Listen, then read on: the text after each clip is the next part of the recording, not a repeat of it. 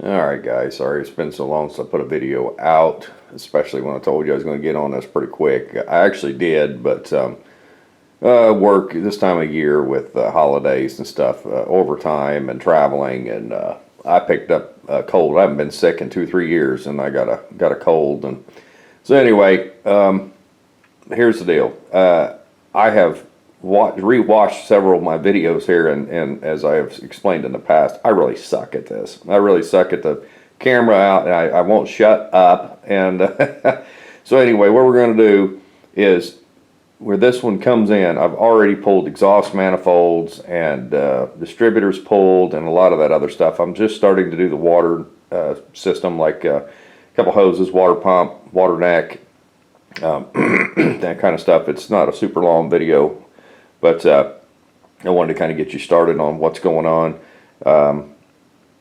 and then we'll move on from there. But basically, I start taking it all apart.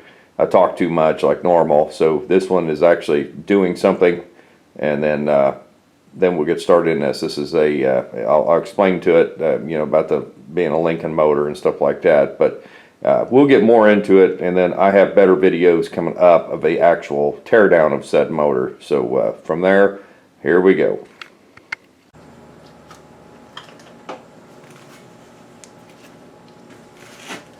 I was working on something the other day, and I overextended this little thing, and it is now done. It won't open, it won't close unless you're working with it. Just cutting this rubber hose off, or my finger. It all depends.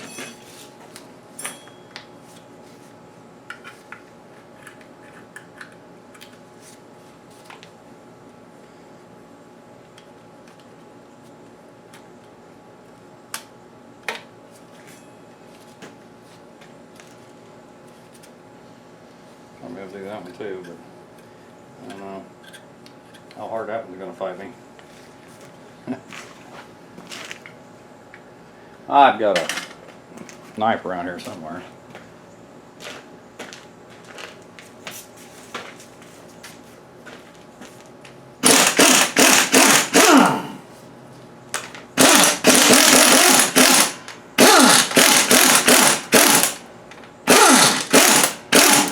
Like I said, this is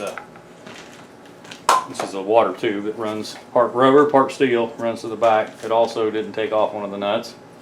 It's one of the intake bolts, actually. Guess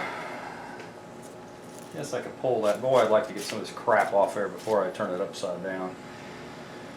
But I'm going to have to get the water out of it first. Bracket that holds something, I don't remember what.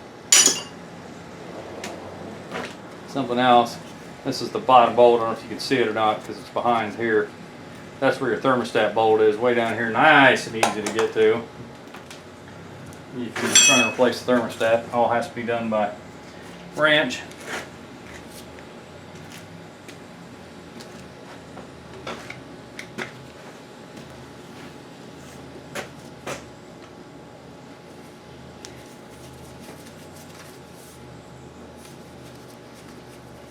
It's like the other coolant for the for your heater core. It looks like it goes in here. This is your temperature sensor, I believe. Maybe it's this one. I don't know. One of these is temperature for something. Not sure what. I'm not sure about the oil. This could be oil pressure, but I doubt it. I might have to look again. I don't know how Ford did their stuff. Should be back here in the back, down low, but we'll see. I'm not sure yet. Trying to get this hose loose so that when I take this off, actually it doesn't fight me so bad.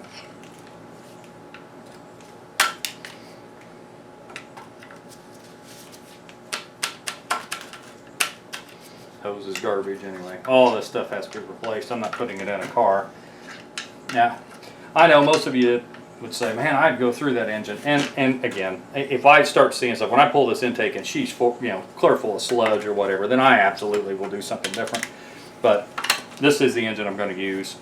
unless I find something catastrophically wrong with it. Like I said, I really didn't the whole time that I'd started up and run it and stuff. I never seen anything that just scared me to death, so I'm not really concerned about that.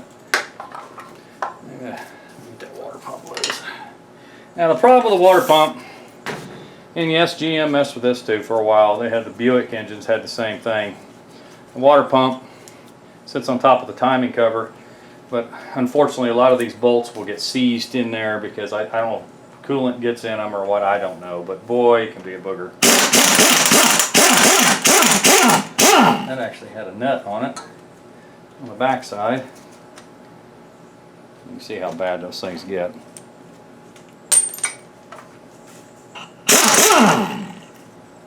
That one actually had oil in it. Be nice if they all did that, but I'm going with I doubt it. I think the rest of these are 9/16. In front of the camera, good.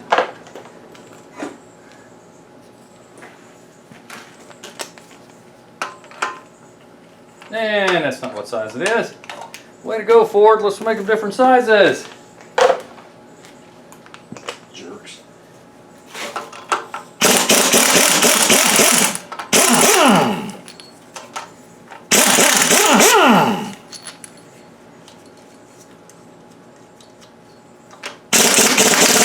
That ain't good. Turn it up.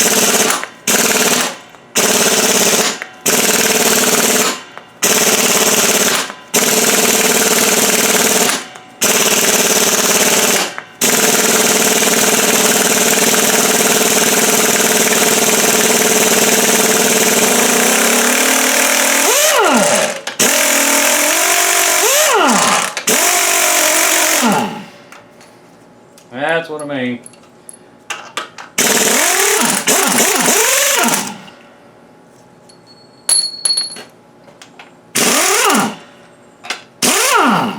That one actually came out. How long those are. Must be another bolt somewhere. Yes, oh, yeah, right here in front of me.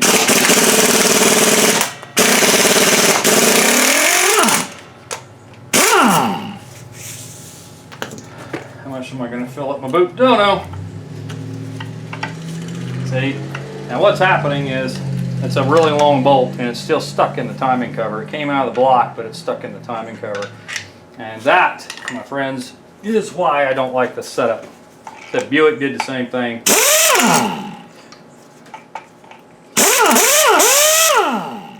I'm sure other companies did too.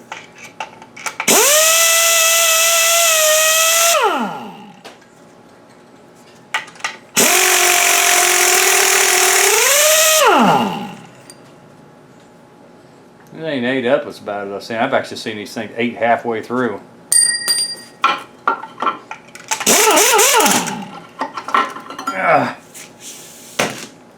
One water pump, and yes, it's been off before. Ford did not use orange silicone from the factory. I'm pretty sure.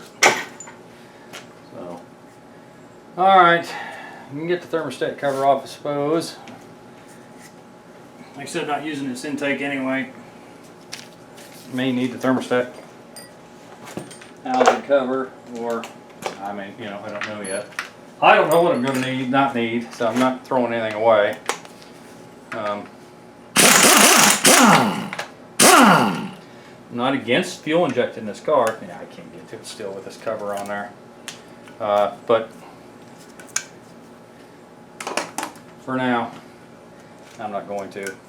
I had somebody, I don't remember, somebody at work or somebody maybe commented a couple, 3 years ago, oh, you gonna put an LS in it?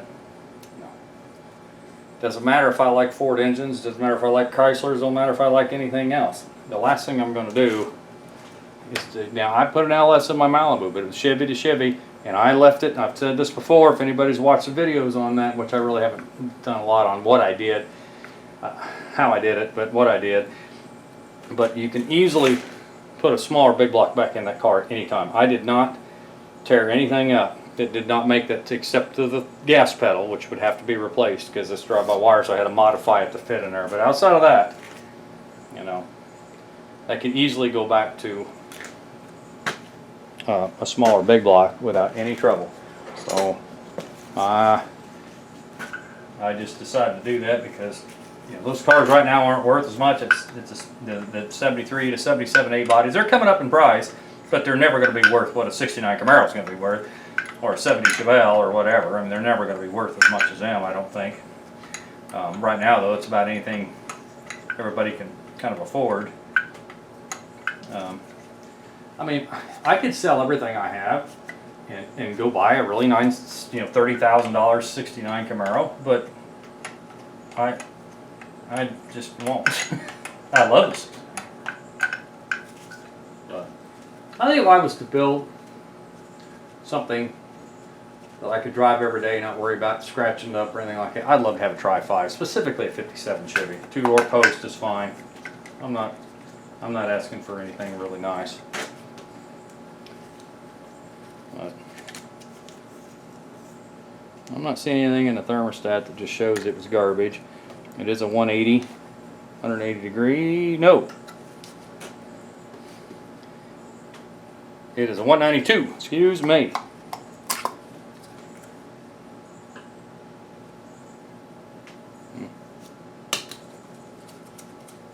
Anyway. Alright, I think we're going to stop here for today. I don't want the videos too long, and I talked way too much at the beginning. So, off camera, probably tomorrow after I get up and kick it around, I bought a car from a guy next door for parts for $100. I got to get some cash on the way to work and give it to him tomorrow. My trailer's up in Independence, so I'm going to have to go up and get it and probably just move it up there. But anyway, with that said, I got to drain the oil out of this thing. I'm going to let it leave the bolt out and let it drain for quite a while, and then I'll pull the pulley and the balancer and the front timing cover, valve covers, intake manifold. I'll turn it upside down to do that. I'll probably leave the heads on it until the very end. It really needs to be cleaned. I could put the distributor back in, tape up the top of that, and throw some rags in the exhaust ports. And I suppose I could take it outside and give it a bath. It really wouldn't hurt it any. We'll figure it out. All right, guys, I'll bring you back.